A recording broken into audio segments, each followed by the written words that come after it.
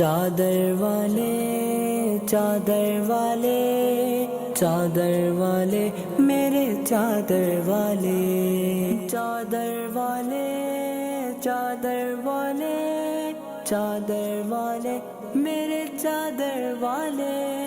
معزز ناظرین السلام علیکم۔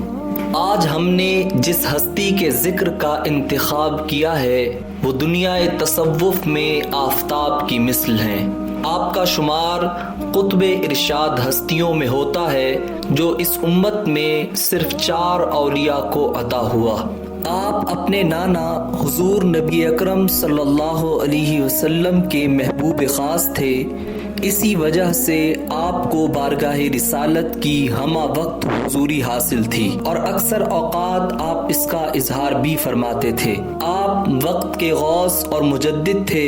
آپ صاحب مقامات علیہ اور کرامات جلیہ، شریعت و طریقت اور حقیقت و معرفت کے جامع تھے۔ میری مراد آفتاب ولایت، امام الاولیاء، پیر جن و بشر، شیخ العالمین، غوث الاغیاث، حضرت پیر سید ولی محمد شاہ المعروف چادر ولی سرکار رحمت اللہ تعالی علیہ ہیں۔ آپ سلسلہ عالیہ محمدیہ صدیقیہ نقشبندیہ مجددیہ کے عظیم و اعلی درویش ہوئے ہیں۔ آپ کی ولادت باسعادت 1923 کو بمقام دوسین شریف ضلع کرنال ہندوستان میں ہوئی۔ آپ پیدائشی ولی اللہ تھے جس کا اظہار بعد از ولادت بلکہ قبل از ولادت بھی کئی بار ہوا۔ آپ ابھی شکم مادر میں تھے کہ آپ کی والدہ ماجدہ کے مرشد حضرت پیر سید غلام حسین شاہ صاحب رحمت اللہ تعالی علیہ دوسین شریف میں تشریف لائے۔ آپ کی والدہ سلام عرض کرنے حاضر ہوئیں تو پیر سید غلام حسین شاہ صاحب کھڑے ہو گئے۔ آپ کی والدہ کچھ نادم سے ہوئیں تو شاہ صاحب نے فرمایا، بی بی میں تیرے لیے کھڑا نہیں ہوا بلکہ میں تو اس کے لیے کھڑا ہوا ہوں جو تیرے شکم میں ہے۔ یہ باکمال ولی ہوگا اور اپنے دور میں اپنا ثانی نہیں رکھے گا۔ غوث وقت چادر ولی سرکار رحمت اللہ تعالی علیہ کے برادر اکبر پیر سید امیر احمد شاہ صاحب فرماتے ہیں کہ جب چادر ولی سرکار کی ولادت ہوئی تو ابھی نافہ نہیں کاٹا گیا تھا کہ دروازے پر دستک ہوئی۔ ابا جی باہر گئے تو ایک بزرگ درویش دروازے پر موجود تھے جس کو نہ پہلے کبھی دیکھا گیا اور نہ بعد میں۔ فرمانے لگے، حکم ایزدی سے نو مولود بچے کا نام رکھنے آیا ہوں۔ بچے کا نام سید ولی محمد شاہ رکھنے کا حکم صادر ہوا ہے۔ بچہ اس میں بامسمہ ہوگا۔ آنے والے درویش نے کہا، میں اپنے علاقے کا قطب ہوں۔ یہ کہہ کر وہ درویش دروازے پر سے ہی غائب ہو گیا۔ غوث وقت چادر ولی سرکار رحمت اللہ تعالی علیہ بھی اس بات کو اسی طرح سنایا کرتے تھے۔ جس بات کا اشارہ آپ کے نام میں دیا گیا تھا وہ رنگ بچپن ہی سے آپ کی طبیعت میں غالب رہا۔ چھوٹی عمر میں ہی دنیا سے بیزاری اور عشق مصطفیٰ میں بے قراری آپ کے مزاج کا حصہ تھی۔ آپ بچپن ہی سے چادر اوڑے رکھتے تھے۔ نماز روزے کا اہتمام بھی آپ اس وقت سے فرمایا کرتے تھے جب آپ پر ابھی فرض بھی نہ ہوئے تھے۔ ایک مرتبہ ماہ رمضان میں آپ نے اپنے بچڑوں اور بھینس کے بچوں کے منہ پر چھکے چڑھا دیے۔ والدہ نے پوچھا، یہ کیا کیا؟ تو فرمایا، اماں یہ روزے نہیں رکھیں گے۔ سبحان اللہ۔ غوث وقت چادر ولی سرکار ابھی معصوم بچے تھے کہ کرامات کا ظہور ہونے لگا۔ ابھی آپ بچے ہی تھے کہ آپ کے مکان کی تعمیر ہو رہی تھی۔ معمار مستری نے آپ سے کہا، شاہ جی ذرا چلم کے لیے آگ تو لا دینا۔ آپ گئے اور اپنے ہاتھ سے دہکتے ہوئے انگارے اپنے دامن میں بھرے اور معصومیت کے عالم میں لا کر معمار کے سامنے چلم میں ڈال دیے، اور آپ کا دامن بھی سلامت رہا، آگ اس کو جلا نہ سکی۔ مستری آپ کی اس کرامت کو دیکھ کر حقہ پینے سے ہمیشہ کے لیے تائب ہو گیا۔ ایک دن آپ کھیت میں کھڑے تھے کہ ایک بچڑا کبھی ادھر کبھی ادھر بھاگتا اور کھیت خراب کر رہا تھا۔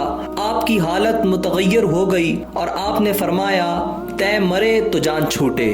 زبان مبارک سے یہ جملہ نکلنا تھا کہ بچڑا زمین پر گرا اور دم توڑ گیا۔ آپ کو کسی کامل بزرگ کے پاس لے جایا گیا تو انہوں نے فرمایا، بچے کو لازم ہے کہ سنبھل کر منہ سے بات نکالے۔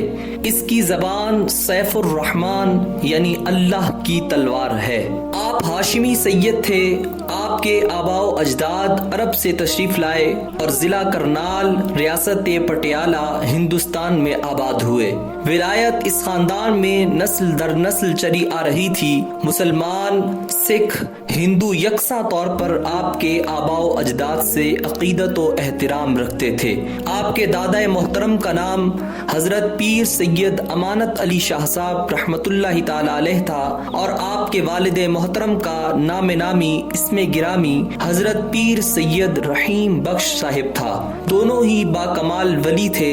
آپ کے آباء و اجداد میں بڑے بڑے صاحب حال و کشف و کرامات بزرگ گزرے ہیں، لیکن میں آپ کے والد محترم کی ایک کرامت پر اکتفا کروں گا۔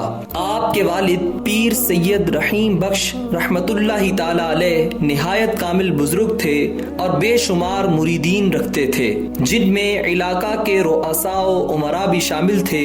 آپ کے والد محترم پیر سید رحیم بخش رحمت اللہ تعالی علیہ شہر کرنال میں کسی نواب صاحب کے ہاں مدعو تھے کہ نواب رستم علی خان نے بھی ان کی دعوت کر دی۔ نواب رستم علی خان پاکستان کے پہلے وزیر اعظم نواب لیاقت علی خان کے والد تھے۔ شاہ صاحب نے دعوت قبول کر لی۔ پیر سید رحیم بخش رحمت اللہ تعالی علیہ اپنے ایک مرید نور دین کو ساتھ لے کر نواب رستم علی خان کے محل کی طرف چل دیے۔ راستے میں نور دین سے یوں فرماتے جاتے، نور دین کہہ خدا تار نہ توڑے۔ نور دین کہتا جاتا، خدا تار نہ توڑے، خدا تار نہ توڑے۔ اتنے میں نواب صاحب کا محل آ گیا۔ وہ منتظر کھڑے تھے۔ اب حضور کو بڑی عزت و توقیر سے اندر لے گئے۔ دلان میں رنگین پلنگ بچھا ہوا تھا جس پر سفید چادر تھی۔ شاہ صاحب بسم اللہ پڑھ کر پلنگ پر بیٹھ گئے اور نور دین کو بھی بیٹھنے کا حکم دیا۔ نواب صاحب پر لرزہ طاری ہو گیا۔ اتنے میں ملازمین نے کھانا چنا اور آپ نے تناول فرمایا۔ فارغ ہو کر شاہ صاحب اٹھے اور پلنگ سے چادر اٹھا کر نور دین کی طرف مخاطب ہوئے۔ نور دین، یہ وہ تار تھی جسے خدا نے قائم رکھا۔ قصہ یوں تھا کہ نواب رستم علی خان نے پلنگ کو ناپختہ کچا دھاگا سے بنوایا تھا اور اس پر سفید چادر بچھا دی تھی اور خیال کیا کہ اگر پیر صاحب کامل بزرگ ہوئے تو دھاگا نہیں ٹوٹے گا۔ وہ کچی تار تو نہ ٹوٹی مگر دل کے تار ولی کامل سے مل گئے اور زندگی میں انقلاب آ گیا۔ نواب صاحب نے ارادہ کر لیا تھا کہ اگر تار قائم رہی تو میں حضرت پیر سید رحیم بخش رحمت اللہ تعالی علیہ کا دست بیعت ہو جاؤں گا۔ یہ منظر دیکھ کر نواب صاحب نے فوراً بیعت کا فیصلہ کر لیا اور پورے محل میں پیر صاحب کی کاملیت اور کرامت کا چرچا زبان زد عام ہو گیا۔ شاہ صاحب جہاں ٹھہرے ہوئے تھے وہیں واپس لوٹ آئے۔ پھر نواب صاحب 5 افراد کے ہمراہ حاضر ہو کر نادم و شرمندہ ہوئے اور معافی چاہی۔ اس کے بعد شاہ صاحب نے انہیں بیعت کر لیا۔ نواب رستم علی خان نے 3 مرتبہ اپنی جاگیر آپ کی نظر کرنا چاہی مگر آپ نے انکار کر دیا۔ غوث الاغیاث حضور سیدنا چادر ولی سرکار رحمت اللہ تعالی علیہ نے قرآن پاک قاری القرآ قاری نور محمد صاحب رحمت اللہ تعالی علیہ سے پڑھا اور پانی پت کی قراءت بھی انہی سے پڑھی، جبکہ دورہ حدیث اور دورہ تفسیر اور علم الطب مفسر اعظم ضلع کرنال حضرت پیر احمد سلام صاحب رحمت اللہ تعالی علیہ سے کیا۔ دیگر علوم دینیہ مولانا بدر اسلام صاحب رحمت اللہ تعالی علیہ سے حاصل کیے۔ دنیاوی تعلیم کے لیے شاہ آباد کی طرف ہجرت فرمائی۔ آپ کے ہم جماعت تو درکنار، آپ کے اساتذہ بھی آپ کی سادگی و درویشی، عبادت و ریاضت کے سبب آپ سے بے حد متاثر تھے۔ بعد ازاں آپ کے کئی اساتذہ اور ان کی اولاد اور ہم جماعت آپ کے دست اقدس پر بیعت بھی ہوئے۔ فراغت تعلیم کے بعد آپ مسلم ہائی اسکول میں بطور عربی ٹیچر پڑھاتے بھی رہے۔ آپ کا آبائی سلسلہ تصوف چشتیہ تھا مگر آپ سلسلہ عالیہ نقشبندیہ میں ابو العرب غوث العالم امیر ملت قبلہ عالم الحاج الحافظ القاری پیر سید جماعت علی شاہ صاحب محدث علی پوری کے دست اقدس پر بیعت ہوئے۔ آپ قبلہ عالم کے مرید و مراد اور خلیفہ تھے۔ آپ نے قبلہ عالم کو ابھی دیکھا بھی نہیں تھا کہ ان سے والہانہ محبت کرنے لگے۔ آپ فرماتے ہیں کہ خواب میں ان کی زیارت کے بعد میری حالت بدل گئی، غائبانہ محبت نے مجھے بے بس کر دیا، میں ان کی تلاش میں نکل پڑا، حاضر خدمت ہوا تو قبلہ عالم نے لپک کر مجھے بیعت کر لیا، جیسے وہ میرے انتظار میں ہی ہوں۔ ابھی میں بالغ بھی نہ ہوا تھا اور میرا آدھا ٹکٹ لگتا تھا۔ میں نے ساری زندگی آپ سے کھل کر کلام نہ کیا، صرف آپ کے چہرے کی زیارت کیا کرتا تھا۔ حضور سیدنا چادر ولی سرکار نے ساری زندگی علی پور سیدہ کی حدود میں نہ جوتا پہنا اور نہ ہی حاجت فرمائی۔ جب رفع حاجت کے لیے جانا ہوتا تو علی پور سیدہ کی حدود سے باہر تشریف لے جاتے۔ آپ کا اپنے شیخ کے ساتھ والہانہ عشق و محبت ایک انوکھا اور الگ باب ہے، جس کی مثال علی پور سیدہ کی ہر محفل میں دی جاتی تھی۔ حضور سیدنا چادر ولی سرکار رحمت اللہ تعالی علیہ کی صورت نورانی اور سیرت قرآنی تھی۔ آپ کا رنگ گندمی مائل تھا، آپ سرکار کے رخسار مبارک ابھرے ہوئے اور کشادہ تھے، چہرہ مبارک فراخ اور شگفتہ تھا، ابرو مبارک گھنی اور باہم ملی ہوئی تھی، پیشانی مبارک کھلی ہوئی ایک نور چمکتا ہوا دکھائی دیتا تھا، آنکھیں مبارک مناسب تھیں اور ان میں سرخ ڈورا تھا، بوقت جلال آنکھیں مبارک انگاروں کی طرح دہکنے لگتی اور جمال کے وقت آنکھوں میں سفیدی، شرماہٹ اور پیار ہوتا، پلکیں سیاہ اور دل فریب تھی، ہونٹ باریک اور سرخی مائل تھے، جوانی میں دانت چمبے کی کلیوں کی مثل تھے، برف کا ٹھنڈا پانی پیتے تھے، اس چیز نے دانتوں کو کچھ متاثر کیا۔ ناک کا بالائی حصہ ستواں اور آگے سے کچھ پھیلاؤ پر تھا جو چہرہ مبارک پر خوب جچتا تھا، کان مبارک چہرہ مبارک کی مناسبت سے خوب تھے، داڑھی مبارک شریعت کے عین مطابق گھنی اور سیاہ تھی، قد مبارک مناسب اور پر وجاہت تھا، سر مبارک بڑا اور پر مغز تھا، سر مبارک کے بال اکثر کٹوا دیا کرتے تھے، چال مبارک نہایت دل پسند اور پر وقار تھی، چلتے وقت بائیں طرف گردن کو جھٹکا دیتے، ہمیشہ گردن جھکا کر چلتے، بازوؤں کو قدرے ساکن رکھتے، کبھی کبھی بہت تیز چلتے کہ کوئی ساتھ نہ دے سکتا، لیکن معمول کے طور پر چال میں میانہ روی تھی، جسم مبارک سے بھینی بھینی خوشبو کی مہک کا احساس ہوتا تھا، المختصر نوری وجود اور نوری خد و خال تھے۔ شاہان وقت آپ کی چوکھٹ کو بوسہ دینا اپنے لیے سعادت سمجھتے تھے۔ جنرل ضیاء الحق اکثر آپ کی بارگاہ میں حاضر خدمت ہوتا تھا۔ آپ نے جنرل صاحب کو منع فرمایا کہ یوں دن دہاڑے ہمارے پاس نہ آیا کرو۔ جنرل صاحب کو آپ سے خصوصی عقیدت تھی، جس کی وجہ سے وہ رات کے اندھیرے میں آپ کی خدمت میں حاضر ہو جایا کرتا تھا۔ ایک مرتبہ آپ جنرل ضیاء الحق کی دعوت پر اسے ملنے ملتان آرمی ہیڈ کوارٹر تشریف لے گئے اور ایک قیمتی نوٹوں سے بنا ہوا ہار اس کے گلے میں ڈالتے ہوئے تاکید فرمائی کہ اسے باحفاظت رکھنا، ضائع نہ کرنا۔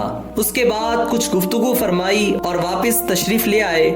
دوسرے روز شام کو آپ کا ایک مرید فوجی جو ملٹری پولیس کا حوالدار تھا، چادر ولی سرکار رحمت اللہ تعالی علیہ کی خدمت میں حاضر ہوا اور آپ سرکار کی بارگاہ میں ذکر کر بیٹھا کہ جو ہار آپ نے جنرل صاحب کو گلے میں ڈالا تھا، ابھی اتنا ہی کہا تھا کہ آپ نے فرمایا، دیکھو جی کیسا خوبصورت ہار تھا جی، بڑی محنت سے تیار کروایا تھا جی۔ اس فوجی نے بتایا کہ ضیاء الحق نے وہ ہار جن لوگوں کو دیا، انہوں نے اس کے ٹکڑے ٹکڑے کر لیے اور آپس میں بانٹ لیا۔ آپ کی طبیعت پر یہ بات بجلی بن کر گری اور حالت جلال میں محفل سے اٹھ کر اندر تشریف لے گئے۔ کافی دیر بعد باہر تشریف لائے۔ جلالی کیفیت کافی حد تک ماند پڑ چکی تھی، مگر حالت افسوس کافی بڑھ چکی تھی، اور پھر فرمایا، اس کم بخت کو ہم جس چیز سے بچانا چاہتے تھے وہی کام اس نے اپنے ہاتھوں کر لیا۔ حاضرین کو یہ بات سمجھ نہ آئی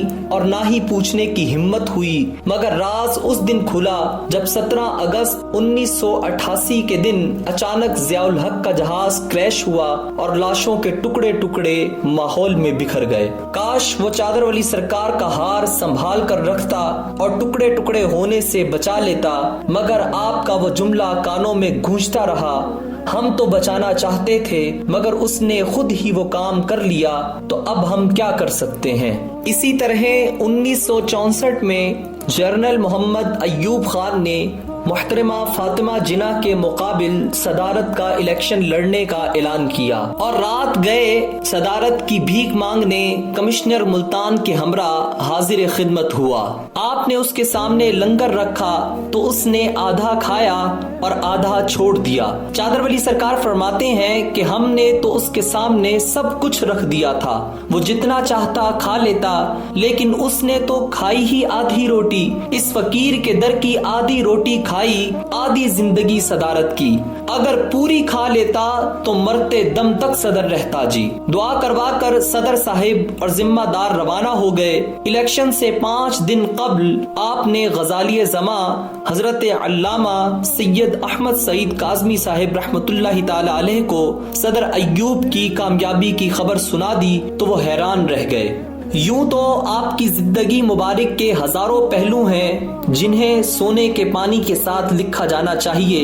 آپ کا عشق رسول، عشق مرشد، آپ کے مقامات، تصوف و کرامات، آپ کی عاجزی و انکساری، آپ کا مقبول بارگاہ ہونا، ہمہ وقت حاضری کا نصیب ہونا اور بہت کچھ، مگر اس ویڈیو میں طوالت کے خوف سے صرف نظر کیا گیا۔ اگر اللہ تعالیٰ نے چاہا تو کسی اور ویڈیو میں ان کو ذکر کرنے کی سعادت حاصل کروں گا۔ بہرکیف ولایت کا یہ آفتاب اپنے نور کی کرنیں بکھیرتا ہوا دنیا معرفت کے لاسانی آقا 63 برس کی عمر میں 15 ذی قعدہ 1404 ہجری بمطابق 23 جولائی 1986 بروز بدھ صبح 8 بجے اپنے خالق حقیقی کے حضور جا پہنچے۔